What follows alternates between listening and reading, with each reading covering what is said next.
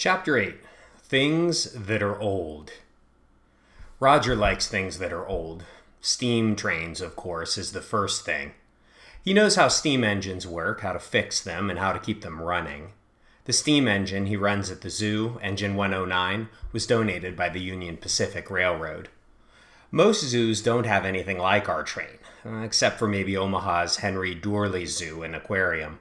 They have a Union Pacific train too. Anyone who spends any time in Nebraska will probably notice that Union Pacific is a big deal here. Roger likes books, real books. He won't read anything on a screen or a device. The only reason we have a computer in the Old County Bank is because Mrs. Lee insisted that I needed one for my schoolwork. The living room bookshelves in the Old County Bank are full of books, and Roger has read every one. He reads about other people and places, about historic events, wars, presidents, inventors, and countries. He rarely reads made-up stories. He sort of disapproved of me reading The Island of the Blue Dolphins unless I promised that I would read the epilogue that talked about the real woman Karana was based on, the lone woman of San Nicolas Island. Roger likes radios. He thinks they're much better than cell phones, especially for emergencies. He gave me my own radio to carry with me, but it's big and awkward. I usually keep it in my treehouse. Zoo employees use radios to communicate across the zoo, but most of them also have cell phones. Not Roger. The radio is enough for us, he says. All these old things that Roger likes sometimes make me wonder whether he was born in the wrong century. Once, I had to write a paper for Mrs. Lee about the Middle Ages. People believed in spirits and ghosts. They believed you could lose your soul if you sneezed and somebody didn't say God bless you. They believed in jinxes and curses and sometimes even magic. Now, I don't think many people believe in stuff like that anymore, but Roger does. Roger believes in ghosts. He believes that a ghost showed him where to find me the night that I came to the zoo, and he believes that I can talk to the wind. I wonder if he'll also believe that I can see Naya's thoughts in my head. Chapter 9. Fisher's Plans. Hey, so what happened when you went in there? Fisher asks when we leave the barn. You went all kind of zombie-like. I don't know where to start. I mean, elephant training is all you've ever talked about for a long time, and then when we finally get to do it, Fisher hitches his backpack strap over his shoulder. It just seemed like you weren't having any fun is all. Secret, says the wind. I'm not sure whether it means that I should keep Naya's communication with me a secret or if Fisher has the secret. The wind often knows things that I don't. I had fun, I say. Without talking about what we're going to do next, we both started walking up the main path toward the entrance gates, and we passed the turnoff to Fisher's house. I'm walking toward the gates because that's the way out, and I'm thinking I might, just maybe, go out and search the woods that Naya seemed so anxious about. That is, if Fisher will come with me. I don't want to get lost in the acres of wild growth beyond the zoo's west fences, with no idea why I'm there except that Naya thinks it's urgent, without Fisher. And suddenly I realize that Fisher is also walking to the main gates, without knowing that's where I'm headed. Well, I had fun, Fisher. Something happened that surprised me, and it sort of threw me off.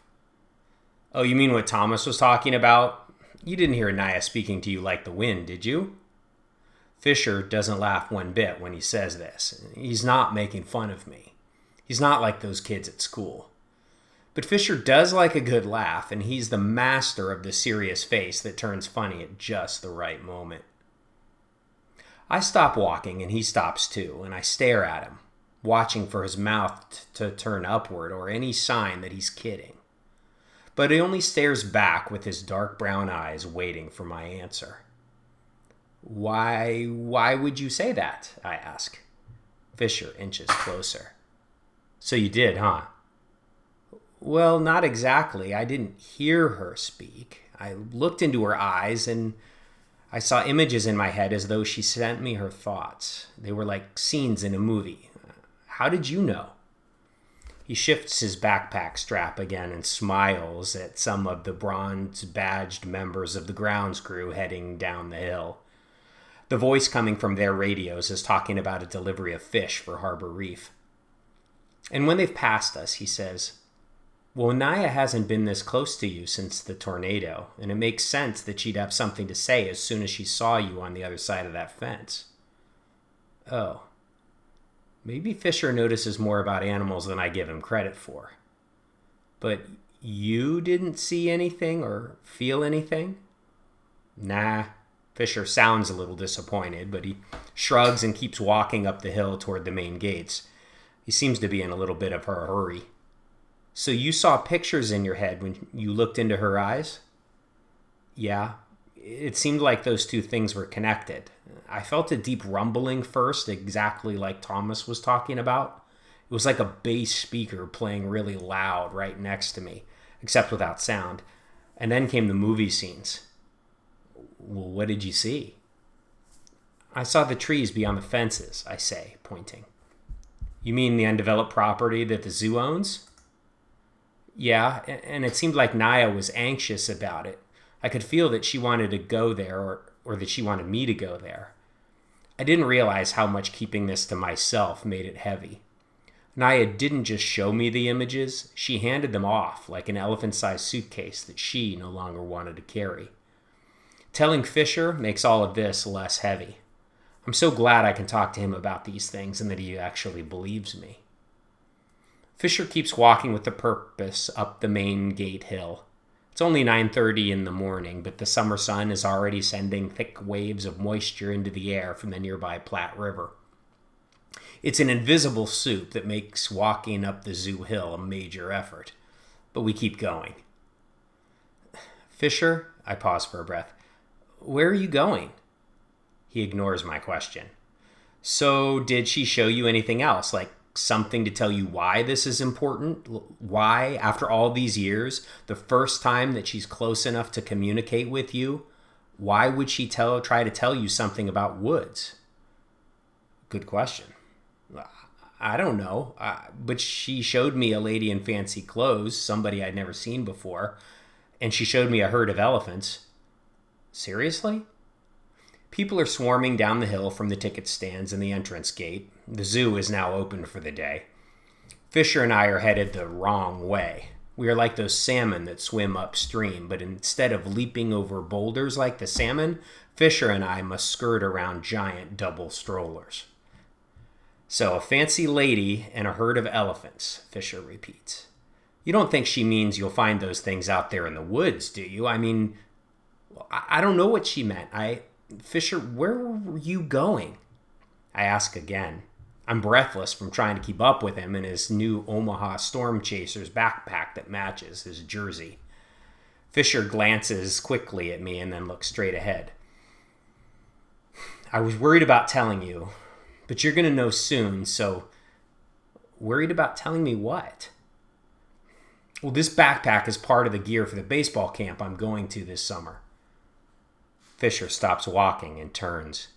He looks up at the tree branches overhanging the main path, avoiding my eyes. I'm going away to a baseball camp in Kansas City. Some of the Royals will be there. It's an amazing opportunity.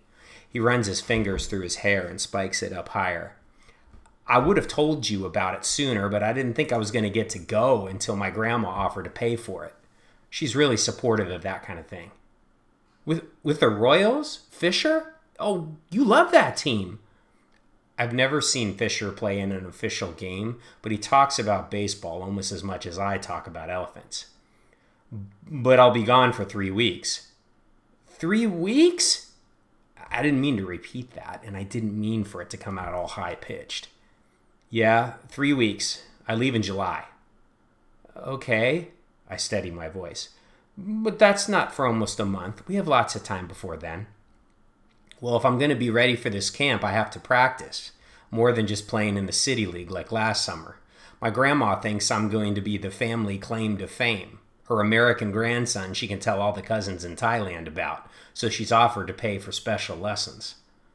Wow, that's cool, Fisher. Every day. I nod again and chew on my lip. Fisher has big ideas for big things that aren't in the zoo. I've known this about him for years, but today it hurts a little. And the thing is, I like staying at the zoo and not going to school. I have friends here, and nobody calls me Elephant Girl or makes stupid rhymes up or throws mud at me. I get to be with the animals and watch flamingo eggs hatch and see everything when it's most active in the morning. And most of all, I can be near Naya. But I still wait for the city bus to drop Fisher off when he gets home every day at 3:30. And I still count down the days until summer vacation when we can hang out all day and he can catch up on all the things he misses when he's at school. Starting today? I ask, already knowing the answer. Why else would he have packed his special new backpack? He wasn't planning to spend the day exploring the zoo with me and hanging out at the treehouse like last summer. He was planning to leave. Yeah, lessons start at 10, so I have to get on the next bus, but it's not like it's all day. I'll be home on the 1:20 bus. We can still have a fun summer. I chew my lips some more and nod. Yeah, it'll be fine. I force a smile. It just means this summer will be different, that's all. Yeah, but still good, Fisher says, looking a little relieved. You're still my best friend, Lex. My heart squeezes a little, like when I watch Jazz work so hard to get her snack. It's kind of a good squeeze, but it kind of hurts a little bit. And don't you forget it, I say, elbowing him in the ribs. Ow! He grabs his water flask from the mesh pocket of his backpack and pours ice water on my head. Fisher Lee! I squeal, running from him as the glacial cold rolls down my neck and the back of my shirt. He runs to catch up, but he's done throwing water on me. He needs all that water for his practice in this jungle heat. So are we good? He laughs a little at my wet hair. Well, we've reached the top of the hill where the path turns and opens into what I think of as the zoo town square. A large bronze statue of a lion pride sits in the center, surrounded by the main gates, ticket booths, gift shop, and food carts. My favorite carts open for business. I point at the frozen chocolate banana cart and give Fisher a look to tell him he's got it coming. We're good if... Fisher glances at the frozen banana cart. Oh no, my brain freeze with those things is the worst. Come on, Lex. You just dumped ice water on my head. I give him my best innocent face. I think you can handle it. So I march over to the food cart, plunk down my zoo ID card that gives me employee discounts, and pull out one of the $5 bills from my pocket. Roger gives me $5 a day for snacks, but sometimes Mrs. Lee feeds me and I don't always use Roger's money. Roger says I can keep it and share with Fisher. 2 bananas, please, I say to the girl. She looks new. The zoo hires a lot of high school and college kids for the summer season, and they always start at the food carts. Fisher joins me at the cart. Okay, but if I get a frozen banana headache, you have to help me with my chores tomorrow. Huh, are you kidding? I help you with your chores anyway. What does your dad have you doing this week? Chopping carrots for the orangutans or shoveling hay for the giraffes? Garbage duty, Fisher says flatly with a devilish look. He may have planned this all along. The new girl squints at my ID card. This says Roger Marsh? I must have grabbed Roger's card off the counter instead of my own by mistake. Oh, that's her dad. Fisher stops himself from saying dad and looks at me all stiff. He's my guardian, I say. Fisher sometimes forgets that Roger never adopted me. Roger asked me a long time ago if he could adopt me, and I think I kind of ruined it. I was little, and I couldn't stop crying about my lost family. I feel the memory creeping back, and so I shove it down. The girl hands me $1 in change and 2 frozen chocolate bananas on a stick. She looks thoroughly confused. Do you kids work here? Fisher and I smile. We get this a lot. Well, we live here, we say together. Someone forgot to tell the new girl about the resident kids. It's something every new employee learns eventually. Well, I'm Lexington Willow, but you can call me Lex if you want. And I'm Fisher. Fisher immediately starts on his frozen banana. I think his appetite is stronger than his fear of the brain freeze. The girl is still speechless, trying to figure us out, but Fisher doesn't have time to stick around if he's going to catch the next city bus. I glance at her purple food services name tag. Well, nice to meet you, Dolores.